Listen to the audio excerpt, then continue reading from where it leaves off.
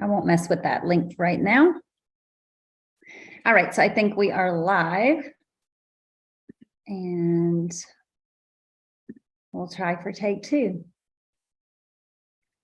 All right, so I know we were talking about your business and how it's shifted and changed since you kind of entered my world. You were on the fence a little when we met about psychotherapy, coaching, which one should I do? Where do I want to go? All those things. And you ultimately did decide to let go of your therapy practice, and now you're full-time coaching. And that has had, it sounds like, its gifts and its challenges. Yeah. So for those people who will catch this a little bit later, maybe you can just share a little bit, you know, who you are, what you do, and in your words, what that looked like kind of before we met. Yeah. So the therapy, I was, therapy world for 12 years before I came into your world. And yeah, I always had resistance around coaching. But I realized that was, this like ego resistance of I'm better because I'm a therapist and therefore I should be treated as such because I suffered with all of paying all that money and doing all that work and right. So even to start entertaining that idea and desire, I had to work through a decent amount of inner work just to even get there. And where are you with that now? Because I had my own journey with that, and I think it's a beautiful one. And I think therapists are just like the best coaches, but I just want to hear your take. Right. Yeah, that doesn't really come up for me anymore. It's been a while since that's come up. So it's interesting though, because I still play a little bit in the therapy world. Like I'm in some Facebook groups.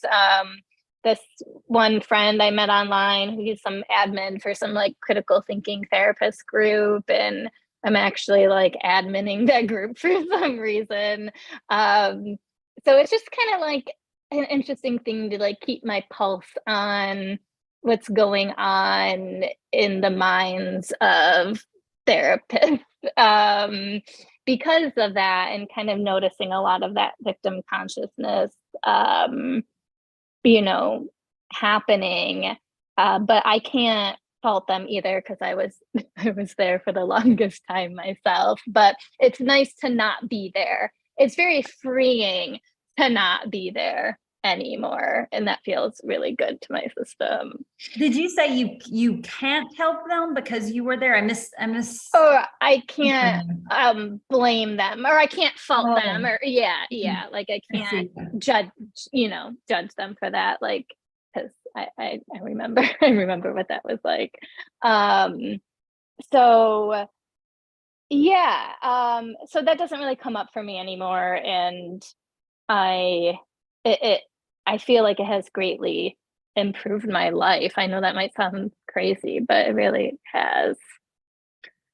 Which part has been like not being in that victim consciousness, or that I am owed something because of my suffering and because of my education, and and that anybody else helping people, it must be doing harm like this that because they're like you were seeing victims because of that victimhood that you were still carrying, right? And of course a lot of that comes from the training too, like we get conditioned to believe that people are really fragile and that you can do a lot of harm, and it's been my experience that that was not true, and actually seeing people as incredibly resilient and capable was way more empowering for them than, keeping them in the diagnostic checklist. And that is actually a very disruptive code for an educational system that wants you to believe you need them and that training in order to continue your career. So I know it is a big unhooking process to move from,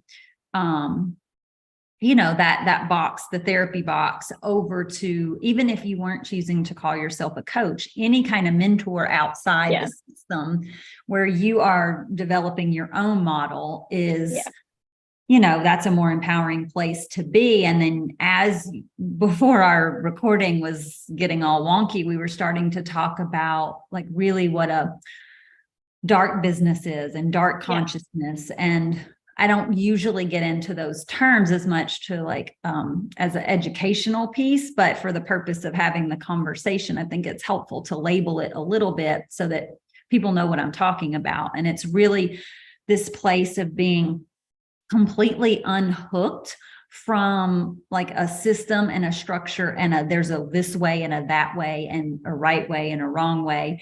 And you begin to unhook from time as well when that happens. And so you have taste, but you don't necessarily have goals, because even if you think of like a SMART goal, it's measurable. So you have to have it within linear time.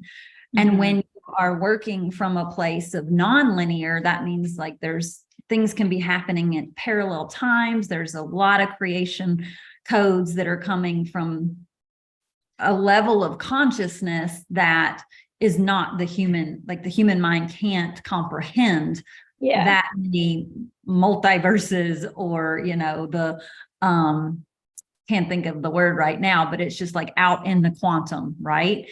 And so when you disconnect in that way, it can be very disorienting. And I think you've been experiencing quite a bit of that. And I think you didn't know really what you were getting into when you hired me. I didn't. It's like maybe my unconscious kind of knew, but like my conscious mind, and I always fight it, like I move through with resistance, and that's kind of how I always seem to, I don't know, that's just how I seem to function. So I did a lot of fighting, even though I kind of knew but didn't know, or pretended. It's like knowing but pretending that I don't know. And so then I fight. It's like my ego needs to like fight until it is exhausted every crevice in order to then submit. It's like so, which is kind of just an interesting pattern I know about myself. But the fight is definitely a lot less than it used to be. And you're moving in that direction where there's space for us to unhook even that pattern, because that really is just a choice. Right.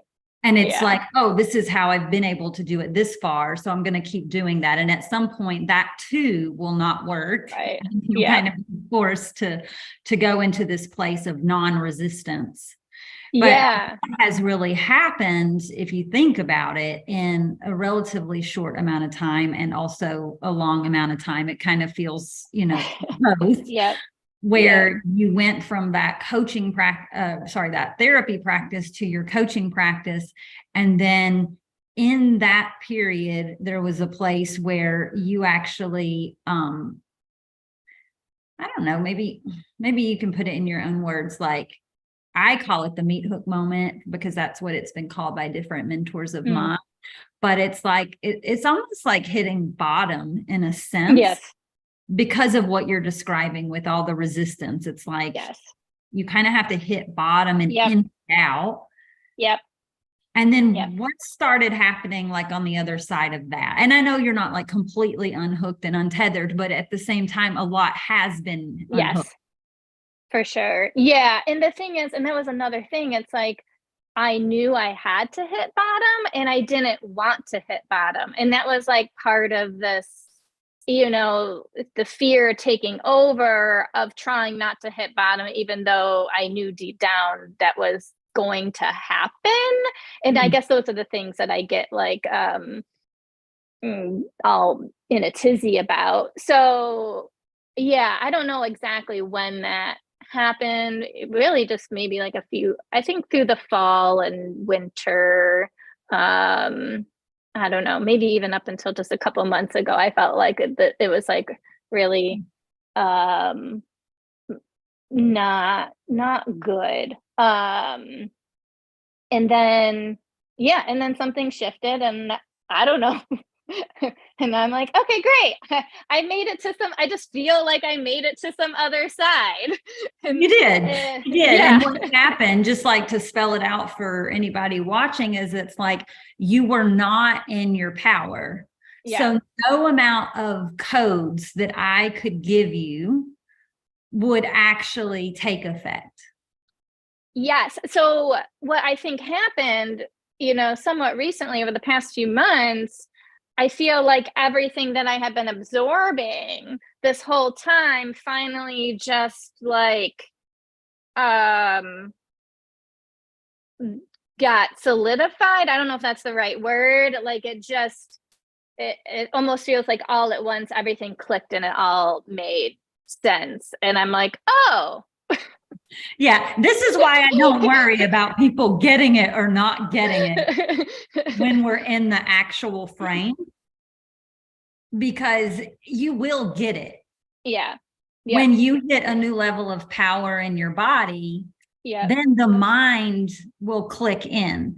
But Yeah. as long as the power's drained from the body, then I can be sharing and sharing and sharing. And it's like not going anywhere. Right. But it's not like you didn't hear it. It just couldn't integrate. And so as soon as the power came back into the body, then the mind just like went brrr, and it just like integrated and calibrated everything that we had worked on prior. Yeah. And I want to say that you probably had to have a fuck it moment. I just don't remember, like, when did you say fuck it? Because when that happens, that's when the non-attachment allows things to start like dropping into your 3D reality. The things that were goals that were, like almost obsessions. Right. You have to be like, fuck it. And when you do that, you actually attract it. Yeah. Yeah. And that's the thing too, because I feel like I don't know if there's like a real defining fuck it moment that I had. But I guess the only thing too I can think of, so I was just in Florida a few weeks ago, and I had to buy the plane tickets back in January, and that's when I was kind of, I didn't realize I was in how much like shadow I was in until I was talking to my friends and we were trying to plan this trip, and I like could see everything that was coming up, all the was going in my mind, and I was like, oh my god, I am not in a good place right now. And I was like, Stacey, if you can't come up with $400, like that's a fucking problem, because I was about to say no to this trip because I didn't have the money in my bank account, and I'm like, $400, Stace? Like, if you can't come up with $400 to go to Florida, like you got some big shit going on.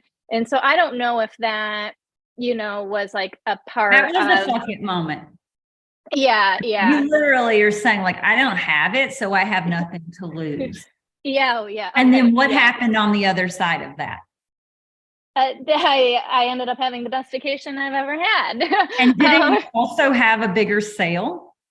Yes, I made like about $5,000 in 1 week after I came back. Do you see the formula now? Yeah.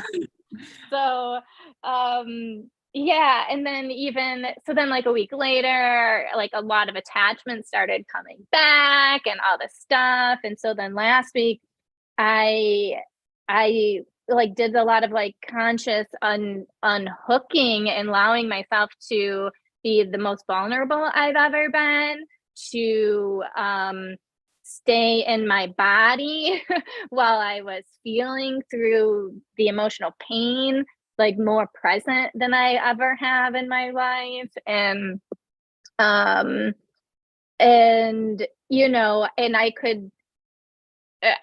would be like throwing my little temper tantrum and saying, I am throwing a temper tantrum. I feel entitled to get what I want because that's, like I was just very aware of like Yeah, there was everything. another level of consciousness available. So you didn't Yeah, have to identify as the, right. I am entitled versus I feel entitled are two different things. Yes, exactly. So I was able to notice like what was coming up, what was going on, which helped allow me to still stay connected to my power as much as, as possible. And I spent about 2 days in this space, which was a little scary. I was a little scared because it wasn't passing.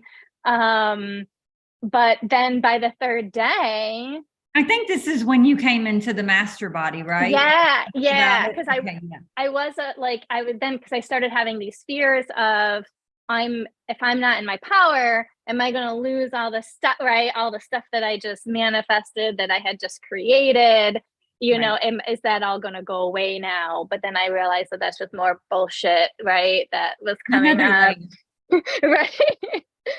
So, so yeah, so now I feel very, and I think that experience was really helpful. Um, so I feel very confident on moving through that as that stuff comes up and really helping my clients, move through their shit in just a whole different way than I would have as a therapist, Yeah, it's really incredible. It's really incredible to have watched your journey. And I know, you're still in it and you're still layers to shed and there's still unhooking to do so that you really stay in that place of power. And this is where more of the body work comes in. But it's really incredible to watch the shift, even from, I would say, August Yeah.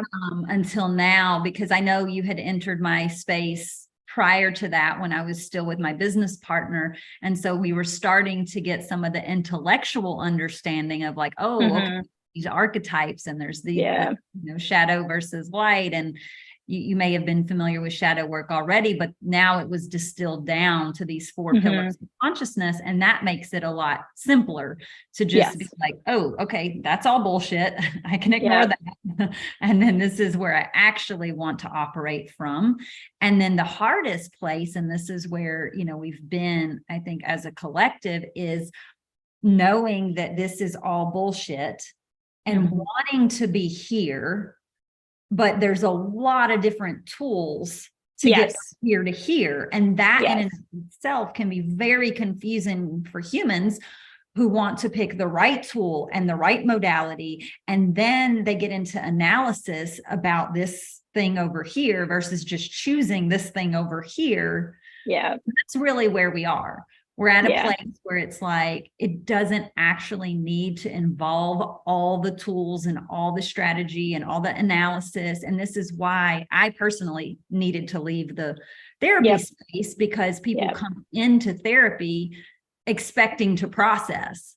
They can't actually believe that I could activate them in silence. Right. And then our work is done. Right. Yeah. Right. You didn't give me anything. Yeah. So there's like they want all the modalities and all the processing and stuff.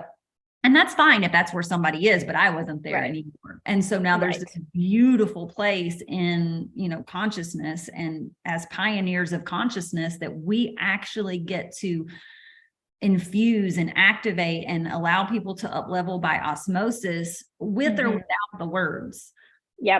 Because you can't even take the words sometimes if you're in so much, lack of power. Right. Yeah. And it will all benefit you. Yeah, exactly. And I really feel grounded in me seeing my clients in their power, even when it's, got shadow all over it and everything, but me being able to connect with that place within them, even without the words, allows me to remain calm, I guess, essentially. And so even though they're not connected in that, it's like they can see their power reflected through me, that's because they're freaking out.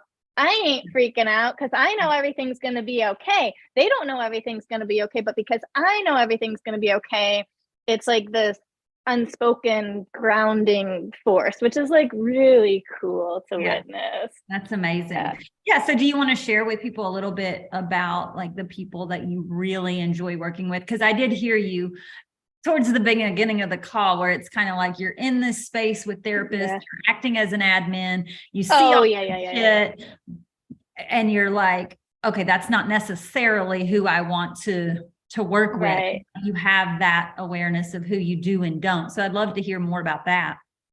Yeah. So I do tend, I think similar to you, I do tend to attract more like creative entrepreneurs, people that have like big goals, big dreams, that want to do life their own way, sort of personality.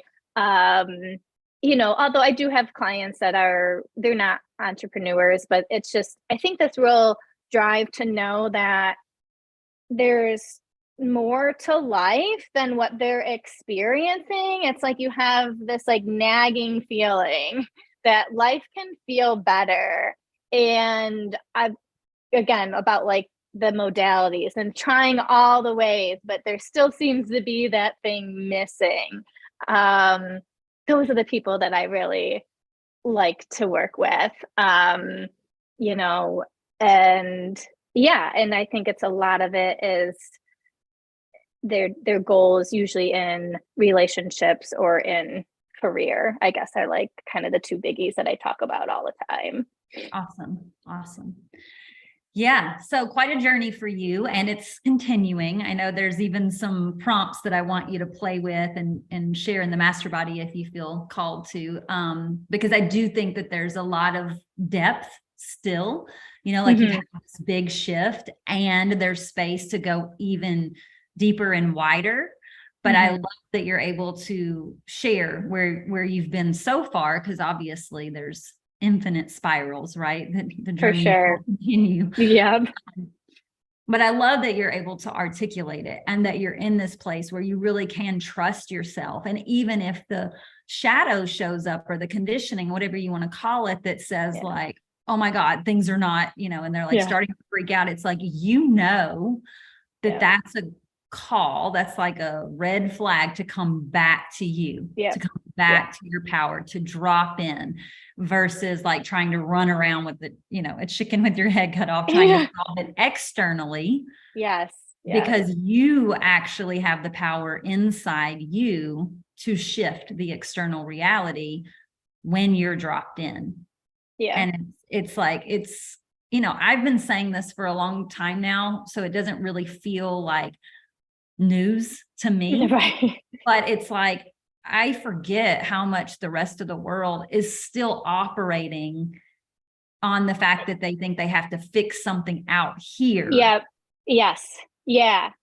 almost seems, it's interesting once you're in this now for a bit, and I really haven't been that long in it, but it feels like forever, because it's like, oh yeah, I forget that's the normal way of being. Or because I notice I don't ask why much anymore, because I've been noticing at the end of my clients, well, why is this like that, or why am I like why, and it's like, it doesn't matter fucking why, like you're just wasting your time with the why, like it doesn't matter. But that is the conditioning. We've been conditioned to ask why, so that we can find the problem, so that we can fix the problem, because there's this addiction to processing too.